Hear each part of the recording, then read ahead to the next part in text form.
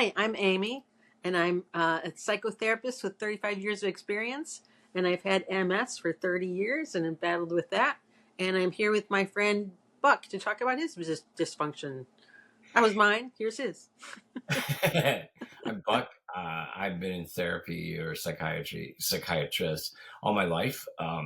I have recently gone through a really, really bad 3 years PTSD, anxiety, stuff like that. So we are here to put the fun back in dysfunctional. And I thought since this beginning of the year, I thought we'd talk about New Year's resolutions and what they mean. Yeah. I have been a personal trainer for decades, and when I would be running the gym or had trainers stuff like that or doing the marketing, I would always the time to get people into the gym is when they want to do a New Year's resolution and Yeah. they're going to come into the gym, and you get people January, February. You offer these specials, and you get them in with trainers and stuff like that. You just want Yeah. to get them in the door.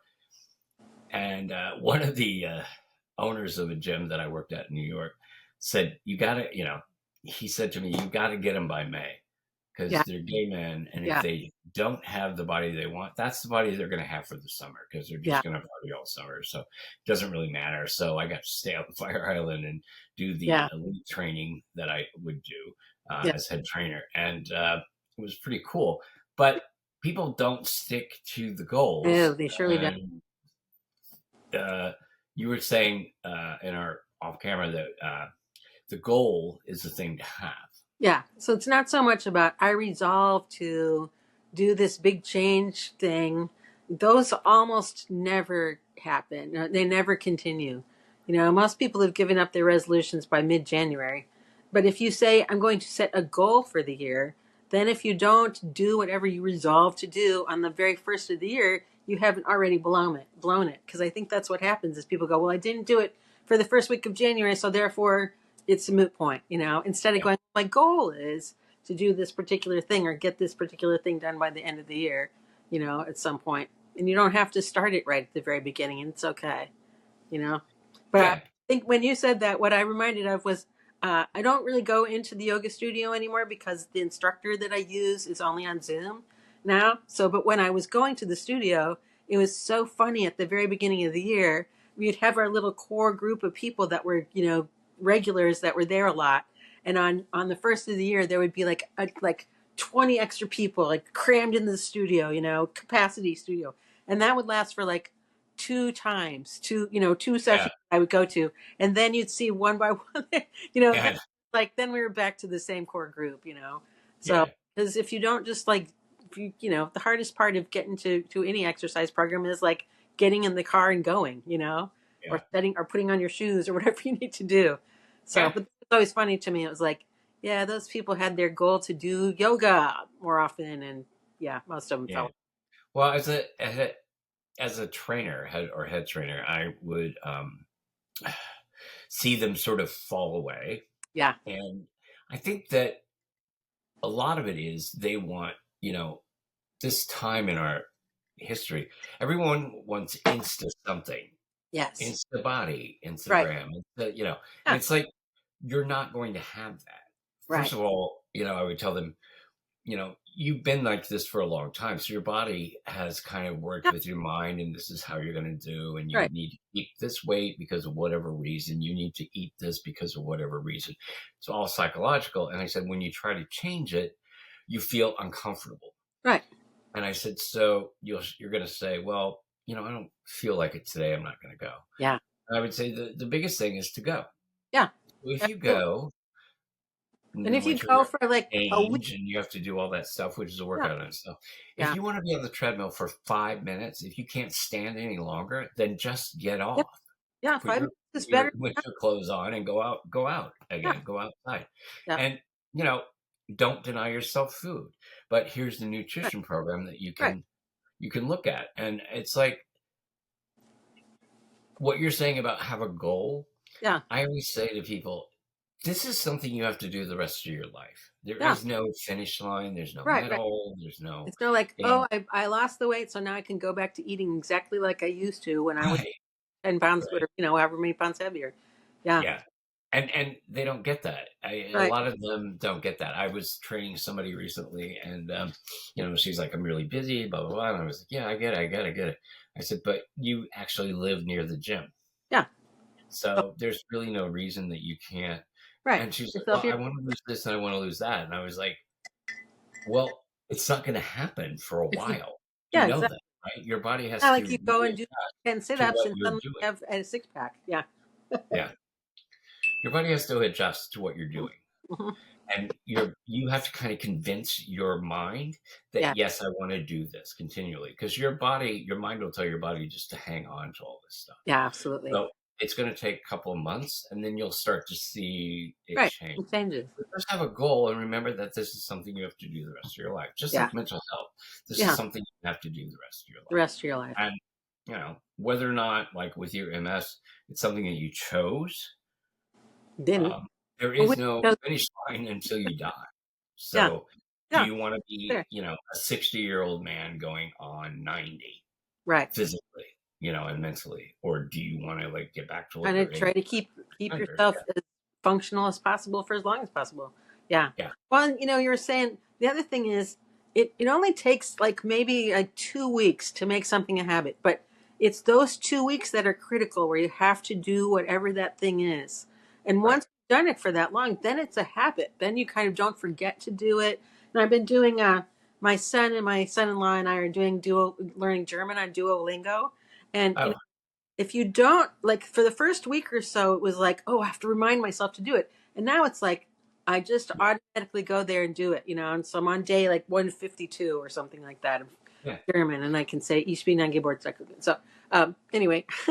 I tell people Okay, clients well, to go on the same days yes, at yes, same times every week. I mean, you'll yeah, figure out, oh, I can't really go at that time. Then pick right, another time really fast.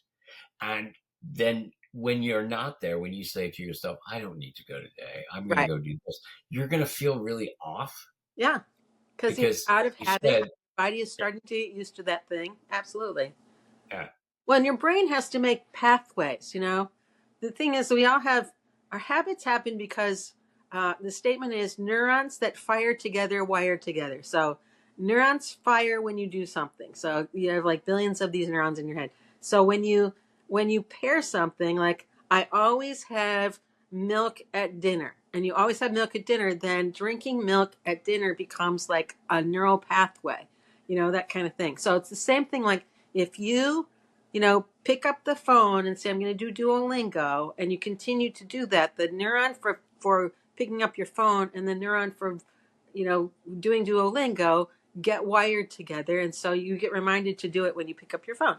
So, and other things too. But yeah, so that's the same thing with like when I put on my gym shoes, my neurons know, my neural pathways know I'm going to go do whatever it is I'm doing. yeah, So you yeah, just have to, but you have to do that for a couple of weeks for that to continue to happen. It can't be just one or two times.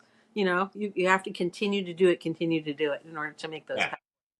You know? Yeah, I tell them to, especially if they're brand new to it, I Yeah, said, you need to put your gym clothes and stuff by the front door. right. So you That are, every time you go out, you see those things, and you'll start to associate it with going to the gym, and then you'll want to go to the gym, and you got to figure out a way to make the gym work for you. If it's right. for me, it's music, you know. And now these treadmills at this different gym that I'm going to, they have virtual trails. Oh, that's So, cool. Yeah. So it's walking basically a outside. drone going through parks in New Zealand and stuff like Yeah, that. that's very It's cool. really kind of interesting, and it's over It's good. before I Yeah. know it. But now I'm really, Instead, it's just like I'm walking on this treadmill and I'm looking out a window at the rain, yeah, looking at this thing where you're going, oh, okay, what's around that corner, and yeah, you can feel it. yeah, You yeah, feel like that's really cool. I wish I could do yeah. that. That's kind of fun. So I think like 90% of America makes a resolution to get in shape or lose weight or one of those things. But there are other resolutions. There's other things that I think about. And, something like I'm never very good, never been very good at like, reaching out to friends. There's some that I do, but there's a lot of friends that like just kind of are on the back burner. And I say they're my friends, but I never see them because I don't reach out to them. And so, that's one of my goals this year is to be a better friend and Yeah. better, better at reaching out. And your mom's lucid, Yeah, you she's know? amazing. Yeah. She's 87 and she she still drives. She knows her limits. She says, I'm only driving during the day. I only go places where I know where I'm going, you know.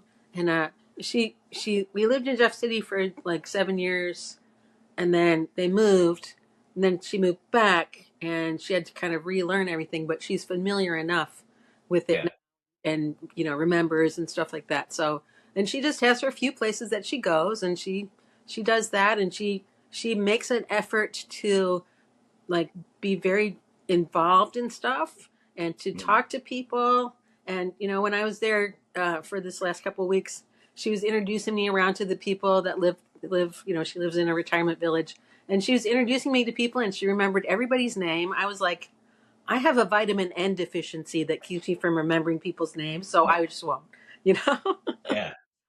But she's a rock star, and she's totally, she doesn't she's worried about having senior moments or whatever, but it's more like, people think it's a memory problem. It's not a memory problem, it's an attention problem. You do Yeah. things without paying attention, and then you can't find whatever it is you think you lost, and you say, oh, my memory's so bad. No, you didn't pay attention when you put it away. That's the problem. Or it's like what we talked about before that, um, like the other night, I was trying to think of, because Linda Lavin died. Oh, she did. Oh, that's too Yeah. bad. Linda Lavin died. And Oh, Mario knows her from Mom. one She's day like, no, not one day at a time. Oh, Flo, the diner. no, but most Oh, recently she's oh, been on Mom, and she had a series that's going to oh, be okay. released, a Huh. new series. But I said, well, it's based. She came from Alice. Yeah, There's a new girl in town, and I didn't know she sang it. yeah. So I said, it's based on the movie Alice Doesn't Live Here Anymore, which I said, God, what is her name? I don't know who was in that. I I can't. said, I said, she won an Oscar for it. She was in The Exorcist. She was in, and Oh, I was like, oh my God, I can't remember. And then all of a sudden it went, Ellen Burstyn. Ellen Burstyn. Yeah, He was like we had moved on to something else, and I just I know. Yeah, that's I hilarious. that the whole thing does have a point, and that I think that when you live so long, we talked about this, that your mind, I image it as a card catalog, Yeah. Yep. the old card catalogs, and there's just too many cards. Yeah, there's too much stuff. Now your mind is flipping through. When you're 20, 22, whatever, there aren't a lot of cards in your head, Not as and it's easy much. Yeah. to pick something up. We have so much information that your mind, I believe, just files it away somewhere. Like Yeah. remember the old Yes. drive-in banks where you put it in the tube and it goes, Yeah. and it goes somewhere else for storage. And Right. then when you want it, all of a sudden you want it, and you're like, You have to uh, retrieve it. Yeah, that's retrieval. That's right. In those the moments where you feeling. walk into Yeah. a room and you're like, what was I doing? Yeah. It's because your Oh, yeah. mind is going. Because you're It's thinking not about in your something else. moment, but your Not mind is going. yeah. Beth always talks about that she doesn't have memories of her life. And she got pulled on stage at a Penn and Teller conference, at concert, or a show, Penn and Teller show. She got pulled on stage and she doesn't remember it. And I think that's one of those things that would be like a big giant memory. But you have to be present to Yeah, make memories. If you're thinking about something else, and I'm going to guarantee when she was up on that stage, she wasn't thinking about what was going on in the moment. She was thinking about, how do I look? How do I stand? Am I, she was not thinking about what was happening. And you have to, if you want to make memories, if you want to be, if you want to have the ability to retrieve those things, you have to pay attention and be there, right. and I think that's a really hard thing for most people to do, because we're all so busy worrying about what people think, or, you know, just concerned about what we're going to have for dinner or whatever it is, instead of just being in the moment. And that's a goal. That would be a good Yeah, it's goal. hard though to be in the moment. I think Absolutely. It a is. lot of it is fear that you'll miss something, that Yeah. you not necessarily miss something better, but that you should have been thinking about this, Right. because you should have. In my world, I feel like in my head, I should be prepared for this if this happens. And if this happens and then that Yeah. happens, what are you going to do? And if that happens, and then you're gone. You're not even Right. there. You're not And there anymore. as I Yeah. get older, it becomes Yeah. a more of a problem when I'm Yeah. doing auditions and Right. in a play. When I did the play in New York, sometimes I'd be worried about how am I going to get this thing off stage, or how am I going to get Right. this, how am I going to get around this big old thing? And it was just like, because there was this huge, heavy desk on the stage, and it Yeah. had to be moved, and it had to, and the actors did it, but getting around it was a whole other thing. Yeah. And it's like, because there was a flat, Yeah. the passageway was very narrow, Really and thin. Yeah. like, so I'm worried about that. And is this Yeah. person going to come on stage because they're always late, or they come on different every time? And it's just like, so I really had to stay in the moment. The good thing Yeah. about that play was that I didn't direct it. Yeah. So when I direct and act, I can't separate It's the really two. hard. Yeah. So when I'm on stage, like Well, you're Susan Todd, looking at, I'm still yeah, you're directing. paying attention to more than just your role at that moment. Yeah, 'Cause you're yeah, trying to like, make sure that everybody's doing the thing that you want them to do yeah. to tell the story. Yeah. Well, this actually brings us to a new segment that I want to do about medication. Yeah. So I'm the queen of being on medication and having so much money. You know, the MS meds, there's a, when I first, got MS, there were like only like a few that were in use. So, but then they were good meds. And so I was on an every other day shot. And that I was the newest thing at the time when I got diagnosed, which was in 96, was Avonex. And that was a once a week shot. And it was an intermuscular shot. So once a week, I shoved a needle this long into my leg, yeah, and then I was on, it just kind of morphed. I was on Tysabri, which is a once a month infusion. So I would have to go into like the cancer center and get right, the infusion. And then I got the shingles in my eye and on my face. That was really wonderful. And then they said I can't be on the Tysabri anymore. So now I'm on something that's a pill. So it's a twice a day pill. That's Tecfidera, and it's my doctor said it was more for like postmenopausal women. A lot of times, yeah, that's like the best thing for them. So, hello. So that's what I'm on for, and that costs. By the end of the year, if I had to pay out of pocket for that, it would be over $100,000 for that twice a day pill. So yeah, and the meds are just notoriously expensive, and I think it's because the pharmaceutical companies know that they have kind of a captive audience, that these are people who have to be on this for the rest of their lives, and they want it, so they're willing to like jack up these prices, and yeah. it's way overpriced stuff anyway. What And that's what not that's I'm on that and about 20 zillion other things too. what are the side effects? Because that's what I want to talk about too. Well, I don't experience the side effects, thank goodness. But this is a problem with Tysabri too, is you can get something called PML, which stands for progressive multifocal leukoencephalopathy. So it means that it's Wow. progressive, it's multifocal, it's everywhere, and it's when you demyelinate really fast. So MS is when your myelin gets scarred up because your white Okay. blood cells think it's something to attack. So you get scarring. But leukoencephalopathy is when the myelin just disintegrates, and so you have all bare nerves and you're completely disabled or dead. So, Oh, the possibility of that is really small, but it's there, and so they monitor for that.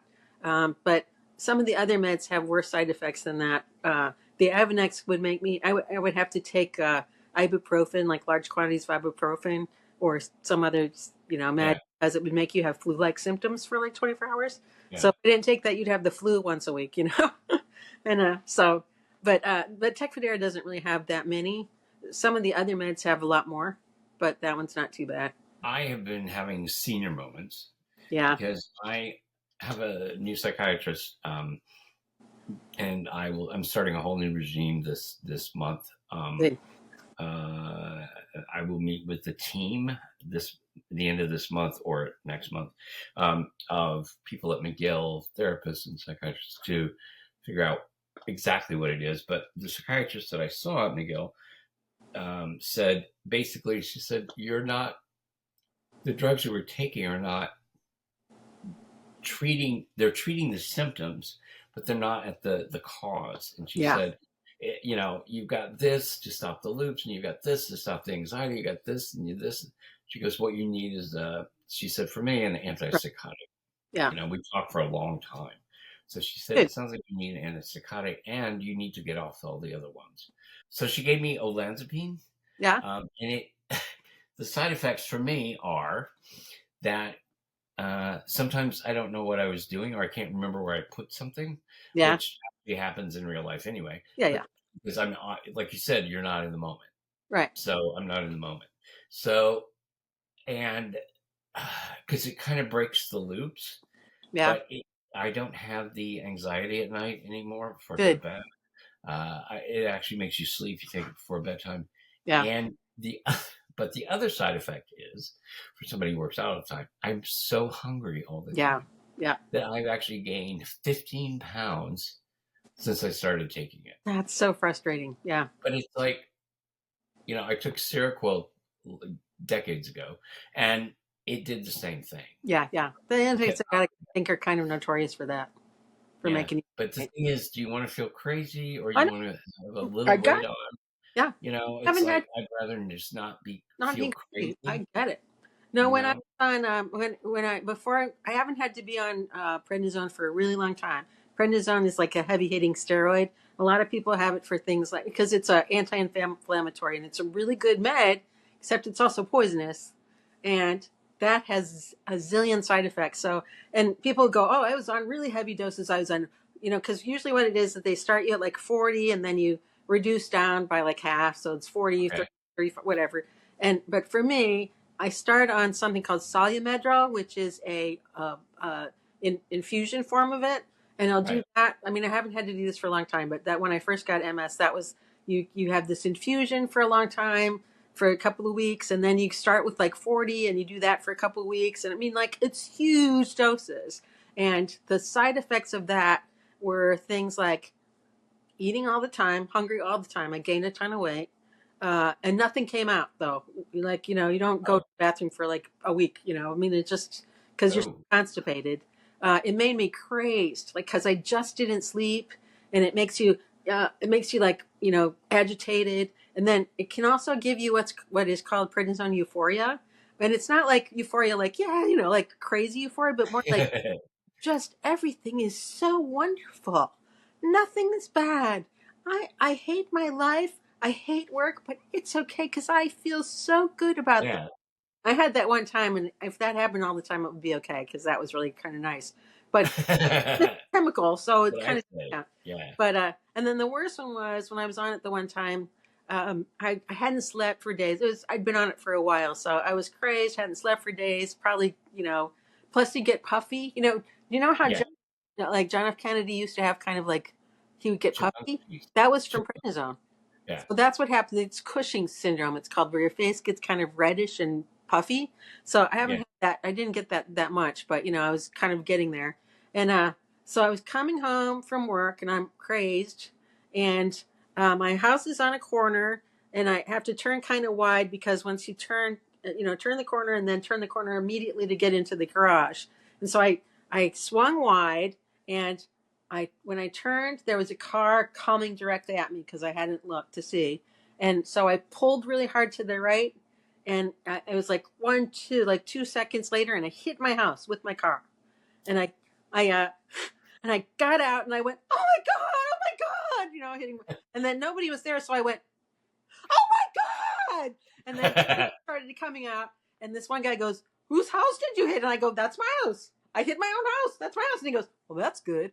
I was like, not, not so much. And my husband came out because he was like, I wanted to see what idiot hit my house with the car. I was like, it's your wife. It's your idiot wife. I hit the house. And this was scary because actually where I hit was it kind of pushed the sofa, and oh, son was on the sofa, and I was just really happy that I didn't crash all the way through because I could have killed my kid. And yeah, I didn't want to tell my parents. And here's my son. He was like 10 or something. He's on the phone. I'm going to call grandma. He's calling my mom. I was like, don't call them, Oh well, but yeah, that was crazy, and nothing got it twisted the window because it looked, it was one of those things where the window would have, if I would Yeah, like kind of touched it, it probably would have shattered, but yeah, it didn't. So we had and fortunately also we had a contractor at the time who'd been working on our bathroom, and he knew uh, Mason, the guy who does the bricks, and he came and he fixed it that day. So it wasn't broken for very long, but it was one of those like moments of like, this crap is poison. It makes me do crazy things. yeah. So so I'll I've try been going not to through get that. you're on meds. Yeah, I've been going through that because Yeah, I was making dinner the other night, and it was a kind of a complicated dinner. I'm trying to get him to eat better, yeah, and he said he was like, "Oh, I want to put this here," but he was in the kitchen. It's a really small kitchen, and I was like, and I just stood there, and I had the milk in my hand, and he was like talking at me, and he goes, "What are you doing?" And I said, "I have no idea." I said, "But I do know this. I need you to get out of the kitchen." yeah, Because you talking at me is making me even more distracted because yeah, I had the fish, the yeah. potatoes, rosemary potatoes. I had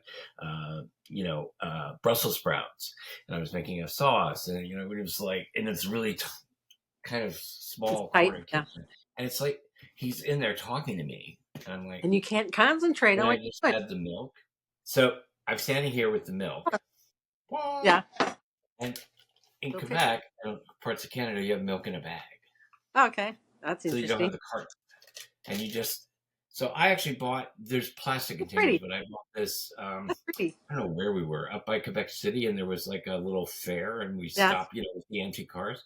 And this woman Yeah. actually makes and hand paints them. It's pretty. But I have this client who has chronic migraines, and she's on one of the meds, uh, and it works for her. Like she still gets them, but they're not like to the extent.